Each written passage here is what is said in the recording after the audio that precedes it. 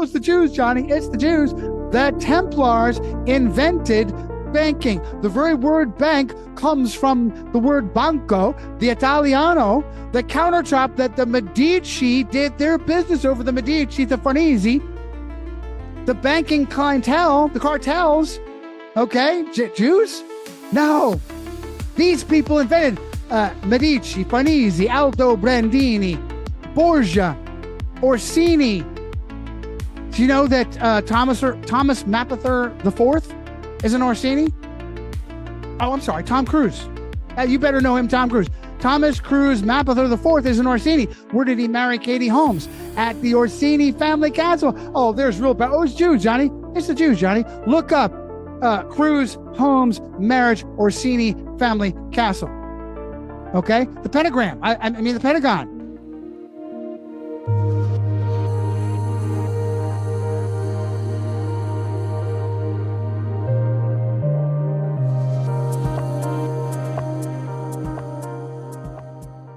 Aloha and welcome to another show, guys.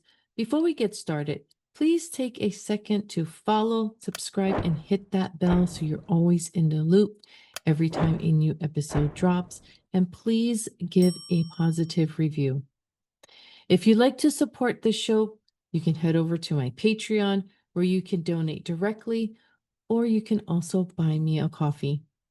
And I have to give a special mahalo to Stephanie for buying me another 10 cups of coffee. Stephanie, mahalo. Your ongoing support and generosity truly lifts my spirit and keeps this show moving forward. It means the world to me, Stephanie, so thank you so much from the bottom of my heart. Now, today's guest is Johnny Cirucci, and let me just say, this conversation gets deep. We're talking Vatican history, Jesuit infiltration, Freemasonry, global control, and asking some really hard questions like, who really is running the show behind the scenes? Is it really the Jews, the Jesuits, the Vatican, or something entirely different? Heads up, guys, this interview is too hot for YouTube due to the controversial topics we are covering here. So I won't be posting the full episode there, but you can hear the full uncut version for free on Spotify, Rumble, Patreon. All the links will be in the description below. Now, Johnny, he is the author of 5 powerful books exposing hidden history and institutional deception. You can find more of Johnny's work at johnnycirucci.com.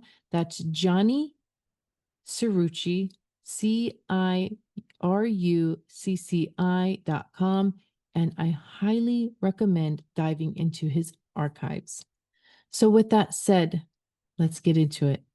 Here's my conversation with Johnny Cirucci. Enjoy the show. Well, aloha, Johnny, and welcome to the show.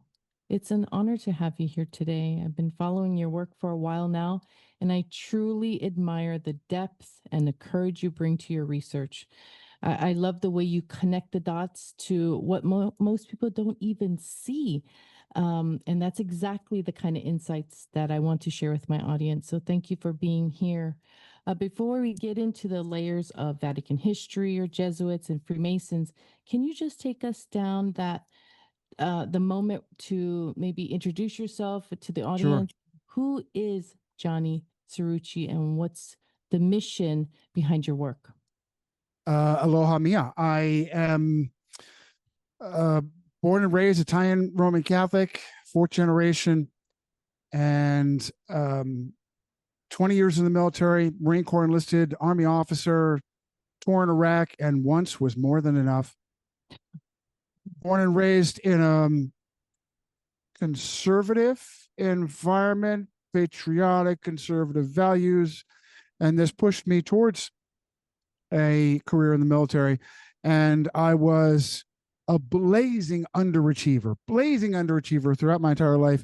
I had all kinds of potential that was unfulfilled because I just didn't feel like sticking it out. I actually am one of the rare few people, and I don't tell this part of my bio very often. I'm one of the few people I know that has been to stupid enough to go to not one but both Marine Corps boot camps, and both on both coasts. I was like, well, you're a Hollywood Marine. You went to San Diego. Oh, you're a real Marine. You went to Paris Island. Well, I was stupid enough to fail in one and go back and do the other, because I just needed to learn my lessons the hard way. And I think ultimately, Miya, it really helped me to mature. And so that by the time I was experiencing the things that I experienced, 27 years old, entering into the Army as an entry level officer, much older than my peers, same age leaving the Marine Corps as a corporal, as an enlisted man.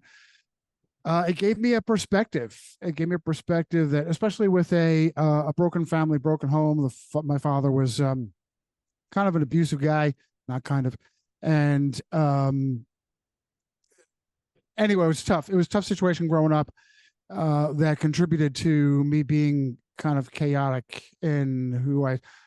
But the positive thing is that because I experienced those things, I had a tendency to.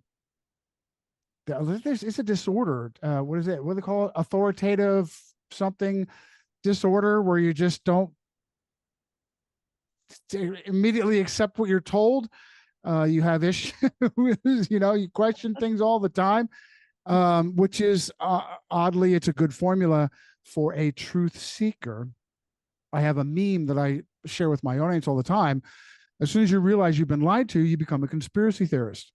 So I gravitated towards the right-minded value stuff, particularly in politics and talk radio. And back in the 90s, when I was in and out of the military and then busting my hump in a blue-collar job, and one of them was installing TV cable. I don't tell that too much either, climbing telephone poles and whatnot, and that really sucked. And so